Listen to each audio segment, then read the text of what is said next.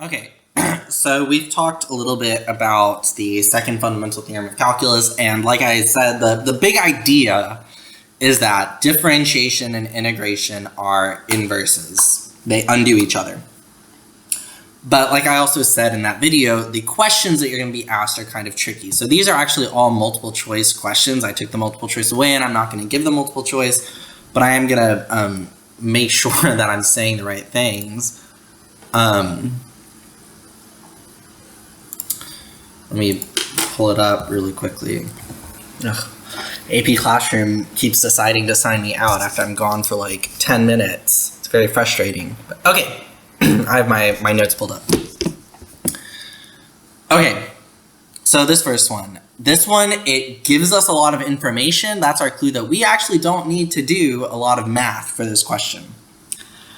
But it says, a pump allows water to flow into a pool at the rate of R of t equals 2t. So this is saying it's a rate, so this R of t is a derivative of something. It's the derivative of the amount of water in the pool, to be specific. Where t is the time in minutes since the pump was turned on, which of the following defines a function that measures the accumulation of water. Accumulation is a key word. I haven't talked about it in my videos because it hasn't come up, but accumulation is my cue that we're using integration. So if we see accumulation, it means we're going to be integrating something. Another way to say that is accumulation is our fancy word for area under the curve. Okay. From t equals 1 to t equals x as the variable x moves along the t-axis. Okay, so we really just need to, which of the following defines a function? We need to write a function that measures the integral of water. So let's just start with writing, we're writing a function. Well, most of the time we just call our function f of x, and I don't see any reason to change here from that. So we're going to write our function by starting with f of x. And we're talking about the accumulation of water. Like I said, that's our integral. So this accumulation is telling me that we're going to do an integral from t equals 1 to t equals x. Those are going to be our bounds for our integral. So we're going from 1 to x as the variable moves along the t-axis. Well, what is this curve right here? This curve is actually this rate that they give us right here. They give us, because this is r of t. Well, what is r of t? R of t is 2t. So 2t dt. And don't forget the dt. dt is very important. Eventually in calculus you get to integrating with other variables, like we'll integrate with x a lot, but what I meant more specifically is you'll get to a point where you're doing double integrals or triple integrals, and then you'll have dt and dr and d theta and all these d's, and they're important, don't forget them. But this is our answer right here. Our function that defines this is f of x equals the integral from 1 to x of 2t dt. Okay, that was a really quick question. Next question, and just so you know, these next two questions, and I'll say it again for the third question when we get there, I'm going to use a calculator for these questions. So when I get to points where you're going to have to pause, if I ever say you need to pause and do stuff, I'm probably doing stuff with a calculator. Okay, the graph above shows the differentiable function g, that's this parabola right here, and the line tangent to the graph of g at the point 5, 2. So this is our tangent line. That's important. Let f be the function, f of x equals the integral from 0 to x of g of t dt. Let h be the function with first derivative given by h prime of x equals x squared sine of x over 3 for 0 to 7. If the line tangent to the graph of h at x equals a is parallel to the line tangent to the graph of f at x equals 5, what is the value of a? They gave us a lot of information here, a lot of stuff going on. And they gave us a lot of information, and unfortunately for this one, because I'm preemptive and I already know stuff, we are going to have to do a little bit of math here. Okay, so what is the value if the line tangent to the graph of, let's dissect our question. And what I mean by our question is specifically where the question mark is. Let's dissect this part first. That's kind of what my mind is telling me to do. If the line tangent to the graph of h at x equals a is parallel to the line tangent to the graph of f at x equals 5, what is the value of a? Okay, so the big word that stood out to me is parallel.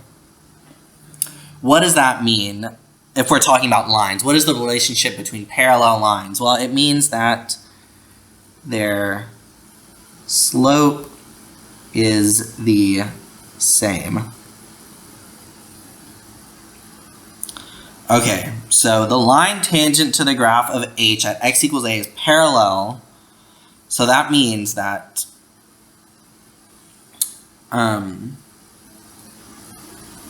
we should figure out what is the slope of our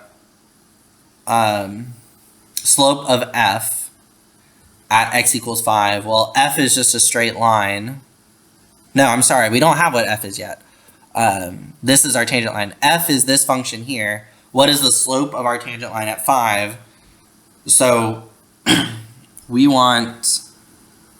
have f of x equals 0 to x gt dt. And what we want is we want the slope of the tangent line, which is our derivative. So let's take the derivative of this. So d over dx of this thing right here. And the derivative of f is just f prime. That one's simple enough. And what is the derivative of our integral from 0 to x of got dt? Well, this is our second fundamental theorem of calculus, and this is our big idea. The derivative of an integral, taking the derivative of an integral undoes it. So we're just going to be left with g of x. Okay, so we have f prime of x equals g of x, and so f prime of 5 equals g of 5. And, well, what is g of 5? So I'm looking at my parabola again for g of 5, and that's going to be 2. Okay, boom. So we found that f prime of 5 equals g of 5 equals 2. And since the lines are parallel, the slope is going to be the same. So that means that h prime of a should equal 2, because we want this slope to be the same as as this function. So now let's just solve it from here. We get a squared of sine of a over 3 equals 2. And we're specifically talking about on an interval from 0 to 7. This is just our function right here. Did I sync it? There we go. It should show up in a second. There we go. Okay. How do we do this? Well, we need a calculator for this. And I actually think I will end up showing us how to do a calculator. So give me a second, or I'll let you try and solve it. You can use you should be using Desmos. We should be using a graphing calculator for this. Okay, so I have my calculator open now. And I went ahead and I typed in x squared sine of x over 3. I tried doing it with a first, but a doesn't show up. I think what you can do is you can do that. You can do y equals a squared. It'll do the same thing. As long as you get the graph to show up, it doesn't really matter. And now what do we want this to equal? Well, we want y to equal 2. And we're specifically looking from our interval was make this bigger again, was from 0 to 7. So I'm looking at Desmos 0 to 7. Where do these lines intersect? They intersect right here. at 1.8567. If we round, that would be 1.857. And there's our answer. So A equals 1.857. I know we haven't done that much stuff with the calculator, so if, this idea of like how I did that on the calculator is confusing. I'm really going to spend time focusing on the calculator when we get on the calculator tricks when we get closer to like reviewing for the AP test. Because the calculator can do a lot of things, but a lot of times we don't really need it. The reason I needed it here is because I don't know how to solve this. Like, and when I say I in this case, I mean generally, like I have no idea how to figure out what A value would satisfy this equation. I don't know how to isolate A here. So we need a calculator. If I was able to do it without a calculator, I would do it without a calculator, but I don't know how. So I'm using a calculator. All right, moving on to our third question. This one right here. We're given a table and some information. I'm going to ignore the table for now and go straight to the meat of it. F is a function defined by this. And this should be a big clue that we are going to use the second fundamental theorem of calculus. Try and take a guess. What is my clue that about this thing that I highlighted that we're going to be using the second fundamental theorem?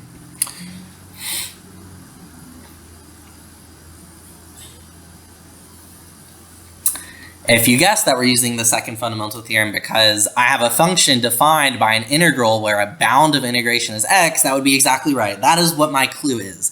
That I have a function that equals the integral from -3 to x. The big thing is that this is an x as a bound of integration of our function. Okay, and the table gov gives values of f, g, and g prime. If h is the function given by h of x equals x squared minus ax plus 3, for which of the following values is h of x equal to f prime of 2? Okay. So again, a lot of stuff. It's really not super clear what I should do first. So I'm going to go, again, specifically to my question, where the question mark is, and I'm going to work sort of backwards off of what is it asking? Well, it's asking for h of x equals f prime of 2. I don't know anything about h of x yet, but,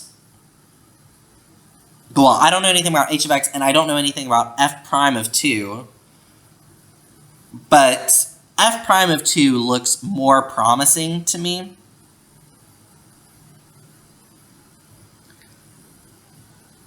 Because I have f of 2.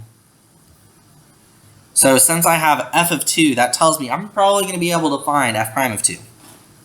So coming here, we want f prime of 2. So our original function, f of x equals the integral from -3 to x of g of t dt. And we want f prime, so let's take the derivative with respect to x of both sides. And the derivative of f is f prime. And again, you can pause the video here and try and figure out what is my right-hand side going to be. This is using our second fundamental theorem. I'll give you a few seconds to figure it out. Okay, and using our second fundamental theorem, our big idea, taking the derivative of an integral, they undo each other. And so we get left with g of x. Okay, so now we're looking for f prime of 2. Well, f prime of 2 equals g of 2. What does g of 2 equal? I'm coming up to my table. X is 2, g of 2 is 1. And now I'm looking for where h of x equals f prime of 2. So where does h of x equal 1? So h of x equals 1 implies x squared minus e to the x plus 3 equals 1. And again, I'm going to end up using a calculator here. You can pause the video if you... before I even move on, I'm looking at this function again. I have no idea how to solve this. There's no way that I have ever learned how to solve a function that looks like this without a calculator. So I will not expect you to do things that I do not know how to do. So we're just going to use a calculator. So you can pause the video, you can try and put it in the calculator using the trick that we used in question 2 and see what we get. But I'll be back when I have my calculator pulled up and ready to talk about it. Okay, I'm back. I pulled my calculator up. We're going to type in our function h of x equals x squared minus e to the x plus 3. Actually, if you want to be more consistent with what I did before, I type y. Y equals this. And we're looking for also where this value equals 1, y equals 1, where do our lines intersect? They intersect right here. At 1.319, the number after is 0, so we don't have to round, so it's 1.319. And so our x value that satisfies this equals 1.319. And boom, that covers our second fundamental theorem of calculus practice. We are going to talk a little bit more about the second fundamental theorem before we move on, but this is our big ideas with the fundamental theorem. Thank you for watching.